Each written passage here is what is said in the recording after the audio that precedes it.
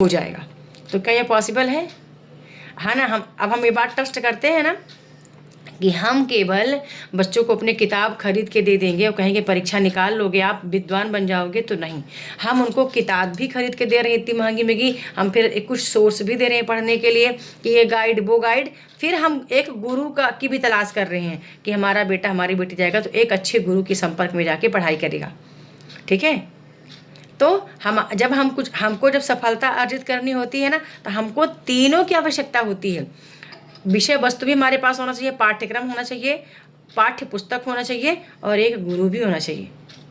ये तीनों ही यदि हमारे पास सटीक सही तरीके से मिल जाते हैं तो हमारा रास्ता ना, परीक्षा जो कोई भी एग्जाम है, कुछ भी सीखने आप जा रहे हो तो चीज़ें आसान हो जाती हैं।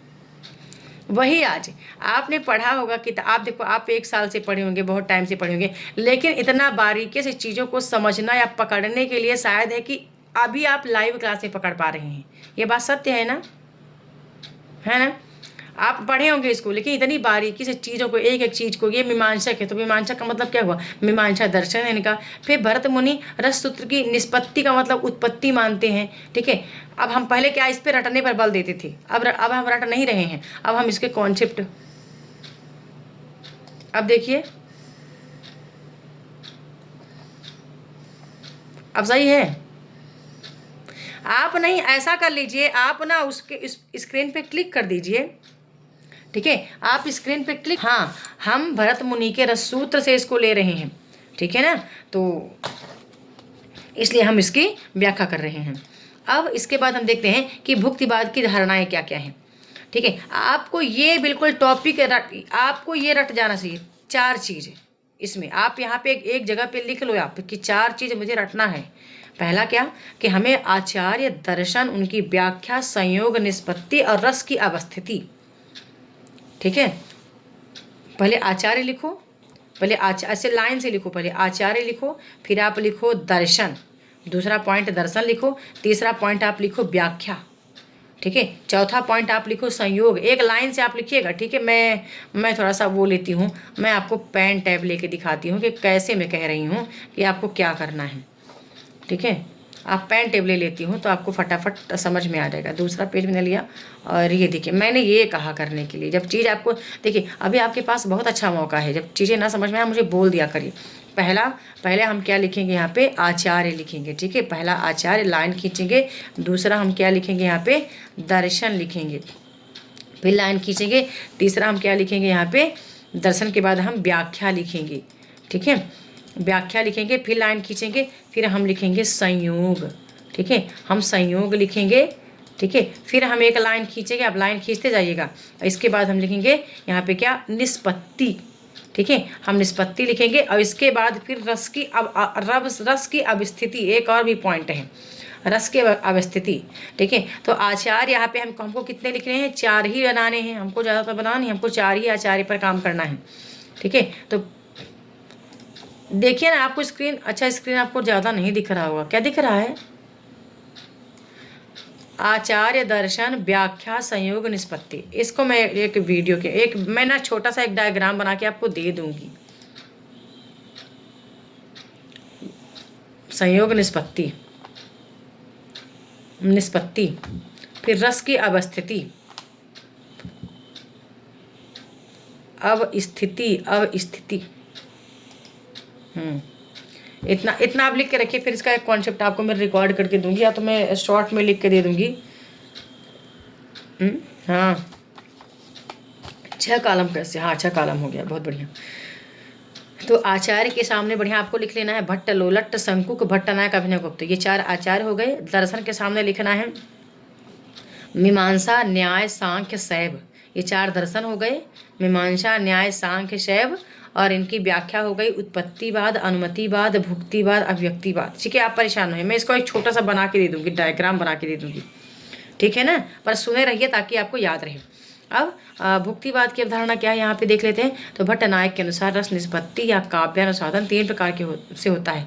पेपर में बहुत बार आ चुका है। अभिधा की प्रक्रिया, भावकत्व, भोजकत्व। बस ये भावकत्व, भोजकत्व, अभिधा, ये प्रक्रिया उक्रिया मत करिएगा, ध्यान रखिएगा कि भट्टनायक के अनुसार रस निष्पत्ति के काव्यास्वादन की 3 प्रक्रियाएं हैं। पहला अभिधा है, दूसरा भावकत्व, तीसरा भोजकत्व। अब इतना ज़्यादा इम्पॉर्टेंट है यहाँ पे ये दूसरा पॉइंट कि भट्ट नायक की दृष्टि में विभावाद के साधारणीकरण होने पर, सामाजिक या सहृदय में रजस तमस का समन होने पर सत्व गुण उत्पन्न होता है, तथा सत्वस्थ हो जाने पर सामाजिक चिंता, द्वेष, ईर्ष्या इत्यादि से ऊपर उठकर प्रकाशानंद का अनुभव होता है। यही भोजकत्व की अवस्था है। अब ये नहीं समझ में आया, छोड़ दीजिए। याद रखना है कि भट्ट नायक ने ही सर्वप्रथम साधारणीकरण का सूत्रपात किया था। साधारणीकरण का मतलब होता है अपनी कोई भी बात ना अपनी न रहकर वो सबकी हो जाए। ठीक है, जैसे आप निर्व्यक्तिकता का सिद्धांत पढ़ेंगे ना इलियट का, तो अब हमारा कोई चीज़ ना व्यक्तिगत ना होकर के निर्व्यक्तिक हो जाए, ऐसे ही साधारणीकरण है। ठीक है ना। चलिए अब चौथा कौन सा व्याख्या है, अभिनव गुप्त का अभिव्यक्तिवाद। यहाँ पे ए लिख लीजिए, और शैव दर्शन, ये इनका दर्शन क्या है, शैव है, शैव है। अभिनव गुप्त वेदांतवादी अनुयायी हैं। ठीक है, अभिनव गुप्त कैसे हैं, वेदांतवादी अनुयायी हैं। इनका दर्शन शैव है, ध्यान रखिएगा।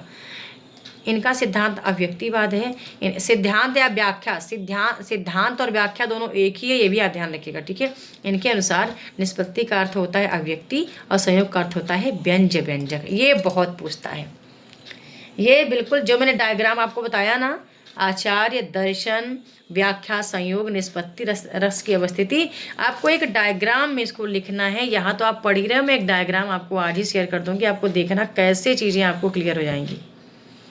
ठीक है, समझ में आ रही ना।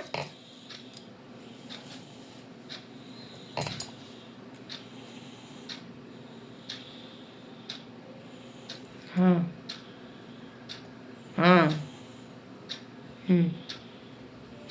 ठीक है। मैं तो सभी का डायग्राम क्रिएट कर रही हूँ। वो संविधान के अनुच्छेद जो है उनका डायग्राम, लिपि का डायग्राम, और क्या बोलते हैं बोलियों का डायग्राम, और पाली प्राकृत अपभ्रंश का डायग्राम, सबका चित्र ही, सबका एक एक पेज पे डायग्राम है, बस एक्सप्लेनेशन बोलते जाना है, हो गया।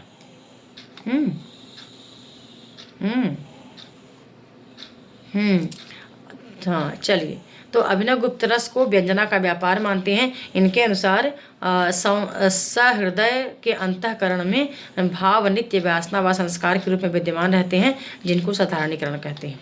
बस अब ज़्यादा यहाँ पे मत याद रखिए, ये सब ये ना पढ़िए, नहीं तो भूल जाएंगे सब चीज़ें। ये कुछ मत पढ़िए आप, ये इस पे मत काम करिए बस। अब प्लेटो का सिद्धांत आता है, तो प्लेटो का सिद्धांत हम नहीं पढ़ रहे, हम आगे क्या करेंगे। अब क्या करना था, क्या छूटा है हमारा, साधारणीकरण। मैंने आपको रस निष्पत्ति इसलिए पढ़ाया पहले, क्योंकि पहले रस निष्पत्ति आएगा, फिर साधारणीकरण आएगा। क्योंकि रस निष्पत्ति की व्याख्या पहले, सबसे पहले किसने कर दी थी, बताइए किसके सिद्धांत में रस, हाँ, भरत मुनि ने रस निष्पत्ति की व्याख्या की। अब बताइए किसके सिद्धांत में साधारणीकरण का उल्लेख हुआ है। हाँ, अभी हम बोले थे साधारणीकरण आया था, नाम आया था। मैंने कहा कि यार कुछ मत पढ़िए, साधारणीकरण को समझ लेना है। यहाँ पे ले चलो स्लाइड पे, याद आएगा आपको।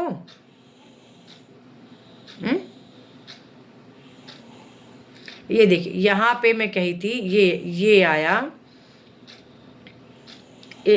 और आ गया ये देखो, ये मैंने कहा था कि यार ये देखो, मैंने यहाँ क्रॉस लगाया था, मैंने कहा मत पढ़ो यार, ये साधारणीकरण आप ध्यान रखो, ये नायक ने दिया है। हाँ, भट्ट नायक ने। तो पेपर में आता है आपके कि सर्वप्रथम भट्ट नायक ने ही साधारणीकरण का सूत्रपात किया था। ठीक है, ये आपको ध्यान रखना है। जितना इम्पॉर्टेंट है, देखो मैं बहुत बारीकी से खुद भी बोलती जा रही हूँ, ताकि आपको वही पे फोकस रहे।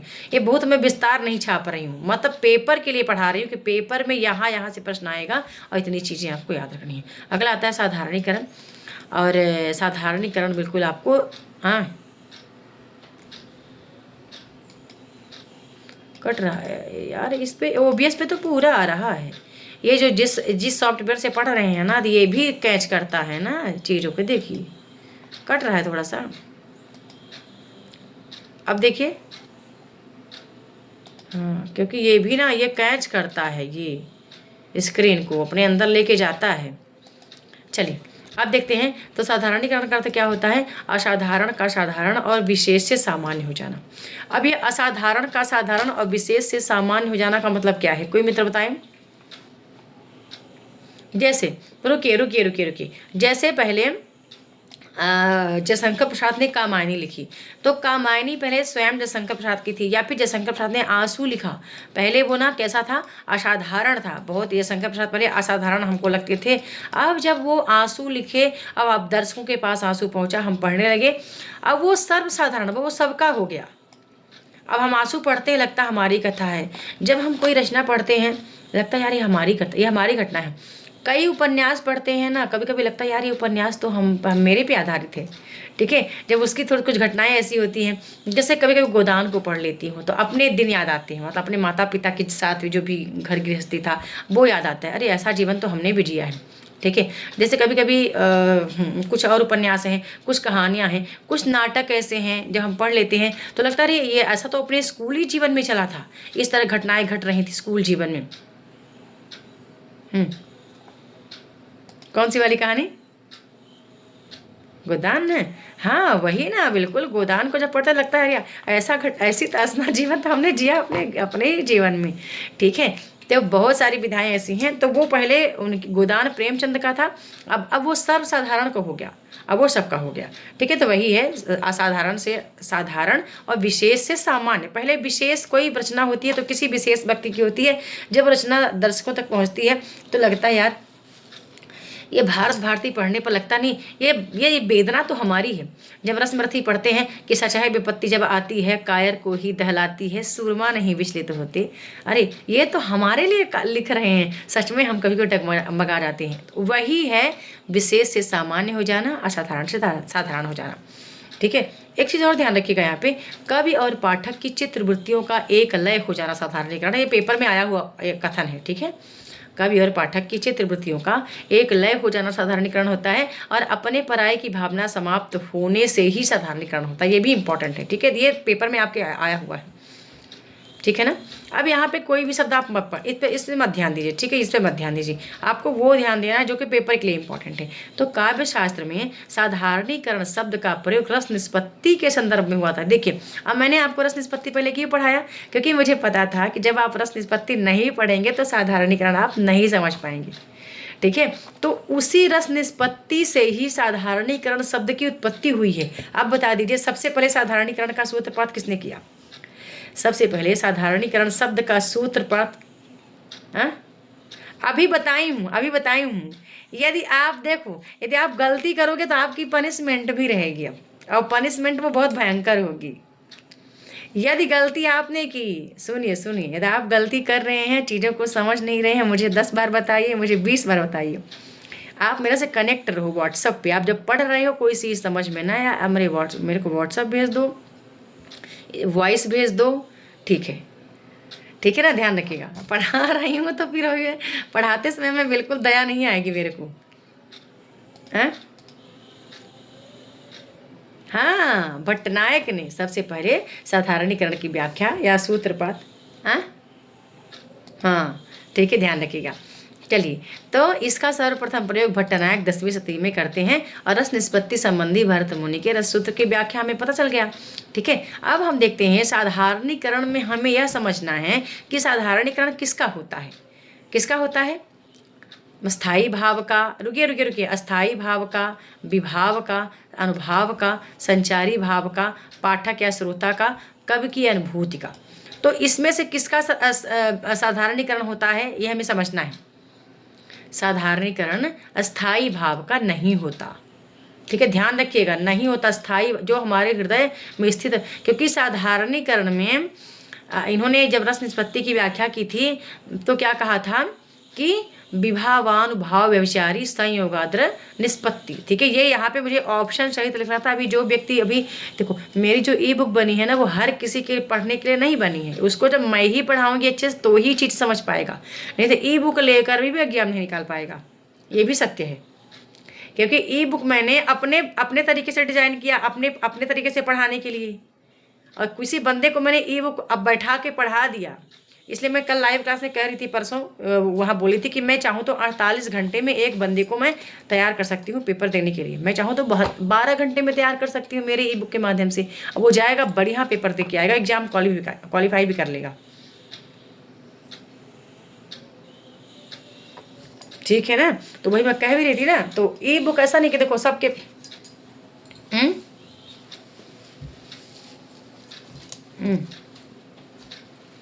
सुनिए सुनिए सुनिए, अब देखिए देखिए देखिए क्या था। मैंने कहा एक प्रश्न लिखा, मैंने यहाँ प्रश्न डाला ना कि हमें यह समझना है कि साधारणीकरण किसका होता है।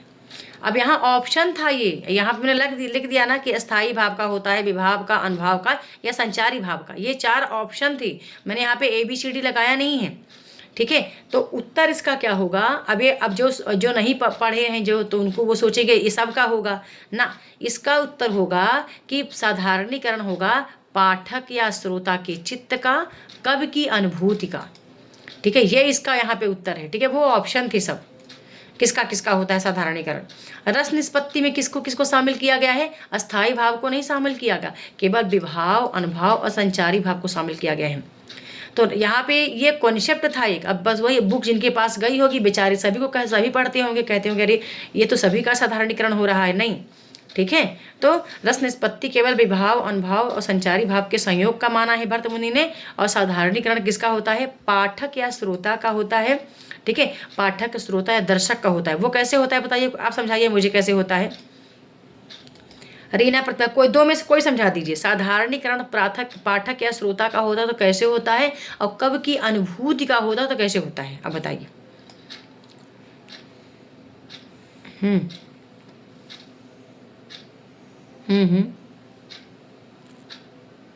हाँ हाँ हाँ, बहुत बढ़िया बहुत बढ़िया, आपने सही पकड़ा। हाँ, पाठक या, हाँ बिल्कुल, मैं अब इतना बोल दिया मैं समझ गई, आप सच कह रहे हैं कि मान लीजिए कि कोई चीज़ हम पढ़ रहे हैं, ठीक है, तो हम जब रोने धोने लगते हैं तो हमको लगता है अरे बाप रे। अब मतलब उसके वो चीज़ हमारे चित्त में बैठ जाता है। अरे ये कितनी दर्दनाक कहानी है, कितनी घटना है, कोई दर्शन, कोई कुछ चल रहा है, कोई सास बहू की कहानी चलती हुई वीडियो में चल रही है। अब हम देखते हैं कि यार इतनी पतन हो रही है बहू की, कुछ भी, अरे यार ये बहू कैसे है सास को इतना कष्ट दे रही है। बहुत बहुत बहुत ज़्यादा है। हाँ ठीक है ना। तो उसी तरह से यहाँ पे कब की अनुभूति का होता है, पाठक श्रोता को होता है, ध्यान रखिएगा। यहाँ पे आपको बहुत छोटी छोटी चीज़ें ध्यान रखनी है।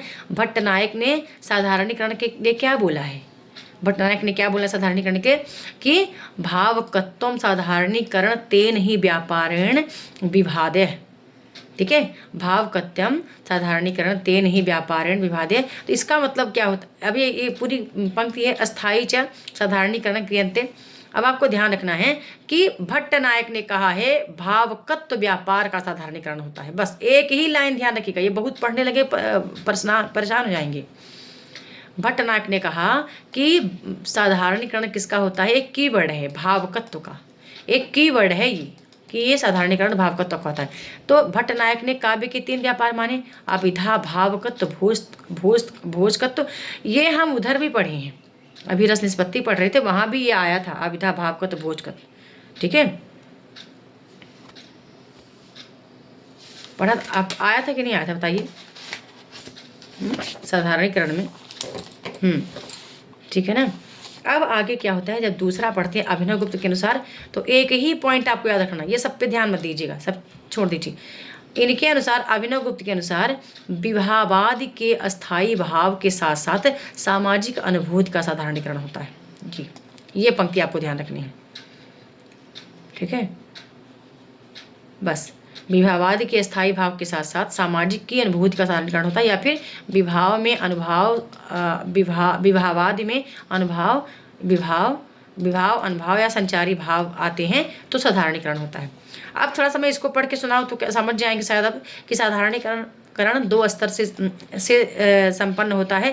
पहला स्तर है विवाहवाद के देश काल के बंधन से मुक्त हो जाना, और दूसरा होता है प्रमाता या पाठक या श्रोता या स्व के अपने पराये की चेतना से मुक्त हो जाना। मतलब अब ये जो मैं पढ़ा रही हूँ, पहले ये मेरी बात थी, अब मैंने आपको पढ़ा, अब ये बात आपकी हो गई। मतलब पहले जो मैं पढ़ा रही थी वो मेरी थी, अब मैंने आपको पढ़ा दी, आपकी हो गई। ठीक है।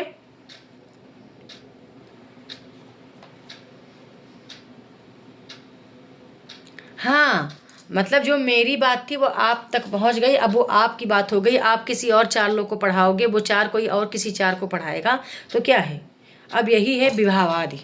ठीक है, चलिए आचार्य विश्वनाथ क्या कहते हैं, अब साधारणीकरण के लिए अपनी पराई भावना से मुक्त हो जाना साधारणीकरण है। एक कीवर्ड ही याद रखिएगा, ज़्यादा कुछ आपको यहाँ से पढ़ने की आवश्यकता नहीं है। आचार्य शुक्ल कहते हैं साधारणीकरण आलम्बन तो धर्म का होता है। बस ये सब छोड़ दीजिए, कुछ यहाँ पे आपको ये टीपा टापी नहीं करना, कुछ पढ़ना ही नहीं है, कीवर्ड यहाँ पे याद रखना है। रस निष्पत्ति साधारणीकरण में डॉक्टर नगेंद्र का हमें करना है, कहते हैं कब की अनुभूति का साधारणीकरण होता है। ये देखो डॉक्टर नगेंद्र ने बोला है कब की, यहाँ पे आप ऐसे अंडरलाइन करिए पेंसिल से या लाल कर से, आप हाईलाइट करिए, इतना ही सब करने लगे भूल जाएंगे। रस निष्पत्ति साधारणीकरण आपको केवल क्या करना है, कीवर्ड पकड़ना है। तो इन्होंने कहा कब की अनुभूति का साधारणीकरण होता है। गुलाब राय ने कहा कि कवि, पाठक और भाव तीनों पर साधारणीकरण पर विचार किया जाता है। बस कवि, पाठक, भाव तीनों पर साधारणीकरण विचार किया जाता है। दुलारे वाजपेयी ने कहा कि साधारणीकरण में कवि कल्पित समस्त क्रिया व्यापारों का साधारणीकरण होता है। तो कवि कल्पित समस्त क्रिया व्यापारों का साधारणीकरण होता है। एक केशव जी का छोड़ दीजिए, केशव का पेपर में नहीं आता है। श्याम सुंदर के लिए ध्यान रखना मधुमती की भूमिका, ये कीवर्ड है। श्याम सुंदर दास का मधुमती की भूमिका का साधारणीकरण या मधुमती की सिद्धांत का वर्णन हुआ है। केशव सेन और श्याम सुंदर दास दोनों ही कहते हैं मधुमती की भूमिका। बस मधुमती आप याद रखोगे।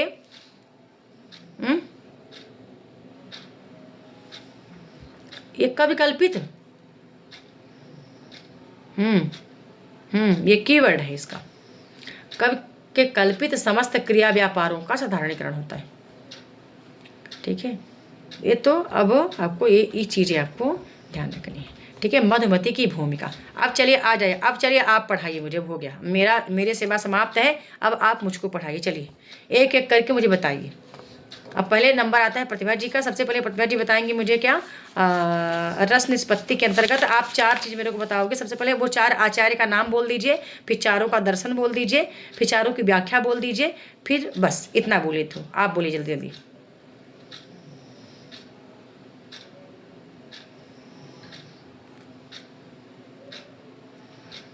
हम्म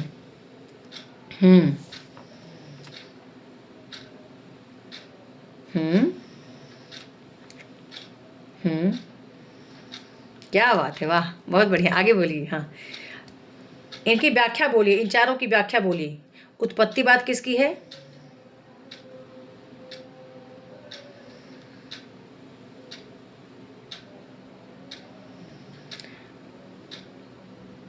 नहीं, इनकी व्याख्या जो थी भट्ट लोलट की उत्पत्तिवाद है। हाँ,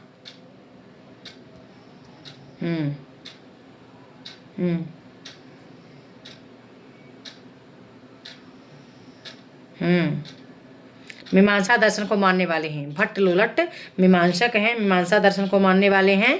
ठीक है, या मीमांसा दर्शन के प्रवर्तक हैं, ऐसा भी कह दीजिए। और इन्होंने व्याख्या क्या की है, सिद्धांत क्या दिया है, उत्पत्तिवाद। उत्पत्तिवाद या आरोपवाद, आरोपवाद भी लिख लीजिएगा उसके बगल में। उत्पत्तिवाद या आरोपवाद की व्याख्या की है इन्होंने।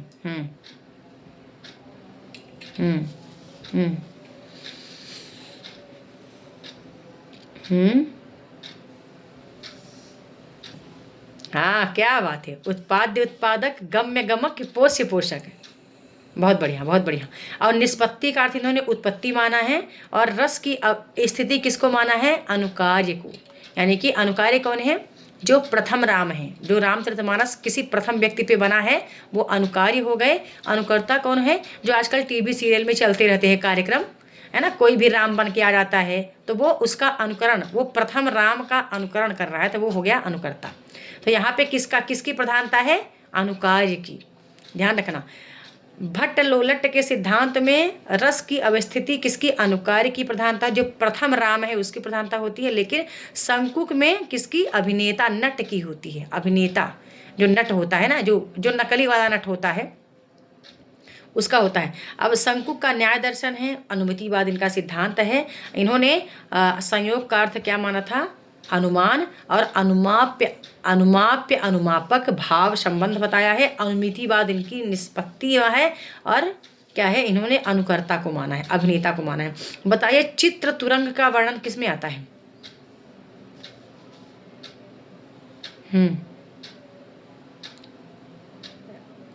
रीना बताइए। पेपर में आया था, मैं अभी पूछी हूँ, अभी मैं पूछी हूँ, पेपर में आया था। आचार्य शंकुक में नहीं आया है? नहीं, डरना नहीं, अपने डर को निकालना है। जैसे भी कुछ गलत ही बोलिए, सही बोलिए, गलत जैसे बने वैसा ही बोलना है, ठीक है, पर बोलना जरूर है। हाँ, बिल्कुल आपको बोलना है। बोलने की जो एक वो है ना, वो आप करिए, क्योंकि कल किसी स्कूल कॉलेज में जाएंगे पढ़ाने तो वहाँ आपको बोलना ही है। हाँ, तो ये वाली एक चीज छूट गया था, देखिए मैं क्या बताई हूँ। भट्ट लोलट के सिद्धांत में एक चीज छूटा है, इन्होंने तद्रूपता अनुसंधान शब्द का प्रयोग किया है। क्या देखो सिद्धांत में था, कहीं पे था मेरे ख्याल से, रसनिपत्ति में छूटा था क्या?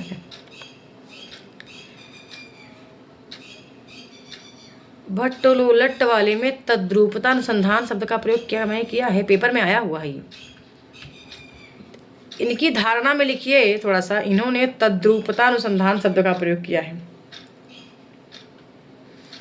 ये भट्ट लोलट वाले में, लोलट के सिद्धांत में लिखना है, इन्होंने तद्रूपता अनुसंधान शब्द का प्रयोग किया है। ये पेपर में आई हुई वाक्य है पेपर में, तद्रूपतानुसंधान। ये देखिए कैसे लिख रही हूं मैं, यहाँ पे देख लीजिए थोड़ा सा, अभी मैं जगह ले लेती हूँ यहाँ पे। अरे यार, यहाँ पे देखो, ये त लिखा, फिर द लिखा, उसमें र की ये मात्रा लगाया, र, तद्रूपतानुसंधान, ठीक है, तद्रूपता। हाँ लोलट में लिखना है, यहाँ पे मैं बता आ रही हूँ, लोलट, हाँ लोलट में लिखना है।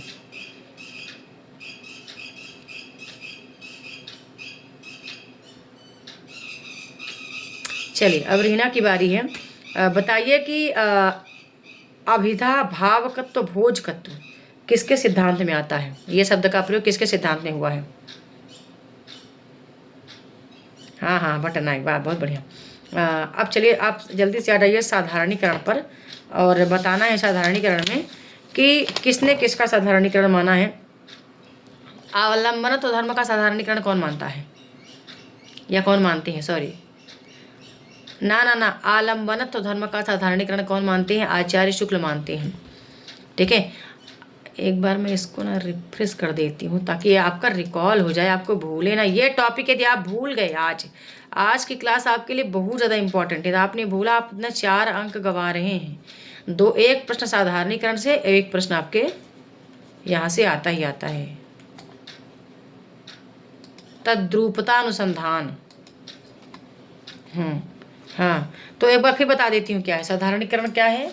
अपने पराये न कुछ बने तो अपने पराये की भावना से समाप्त हो जाना ही साधारणीकरण है, पहली बात है। फिर न कुछ बने तो साधारणीकरण को समझने के लिए क्या ध्यान रखना है कि यहाँ पे ये बात ध्यान रखना कि फिर से मिटा दूँ यार, तब तो ये तो बहुत मैंने पढ़ा दिया गोदागादी करके, ठीक है। क्या है कि फिर से बोल देती हूँ ताकि आपको याद रहे, क्योंकि भूले ना। तो भट्टनायक ने किसका माना है साधारणीकरण? भावकत्व का, भावकत्व व्यापार का भट्टनायक ने साधारणीकरण माना। इन्होंने 3 व्यापार माने, अभिधा, भावकत्व, भोजकत्व, ये ध्यान रखना है। अभिनव गुप्त ने क्या कहा? विवाहवाद के स्थायी भाव के साथ साथ सामाजिक की अनुभूति का साधारणीकरण होता है, दूसरी बात। फिर या ये ध्यान रखना, विश्वनाथ कहते हैं ये भी कि अपने पराये की भावना से मुक्त हो जाना साधारणीकरण है, या फिर यहाँ से इनके अनुसार विवाहवाद का अपने पराये से मुक्त हो जाना, ठीक है, विवाहवाद का अपने पराये से मुक्त हो जाना साधारणीकरण है। आचार्य शुक्ल ने कहा आलम्बनत्व धर्म का साधारणीकरण होता है, आलम्बनत्व धर्म का साधारणीकरण होता है। नगेंद्र ने कहा कवि की अनुभूति का साधारणीकरण होता है। बाबू गुलाब राय ने कहा कवि, पाठक और भाव तीनों के विचार का साधारणीकरण होता है, ठीक है। दुलारी वाजपेयी ने कहा, कवि कल्पित समस्त व्यापारों का साधारणीकरण होता है। फिर केशव प्रसाद ने भी मधुमती की भूमिका का साधारणीकरण माना है, और श्याम सुंदर दास ने, दोनों ही ने माना है। और ये मधुमती की भूमिका वाला पेपर में आपके आ भी चुका है। ठीक है, तो आज अभी जाओगे, क्या करोगे, आपको बढ़िया से बकायदा पढ़ना है साधारणीकरण को और रस विपत्ति को। आज आपको रिकॉल करना है और भूलिएगा नहीं, पीछे का आपको रिकॉल करते चल जाना है। अब मैं जा रही चाय बनाऊंगी, चाय वाय पी के फिर इसके बाद मैं एप्लीकेशन पे क्लास करूंगी, कर देती हूँ, क्योंकि मैं बुक बना रही हूँ ना। बुक मेरे को बहुत जल्दी बनाना है, जितनी जल्दी हो सके मेरी वो वाली बुक तैयार हो जाए, प्रश्नोत्तरी वाली, जिसमें 2018 से लेकर 24 तक। हाँ, बना दूँगी, बना के रिवीजन भी करवा दूंगी, निश्चिंत रहिए।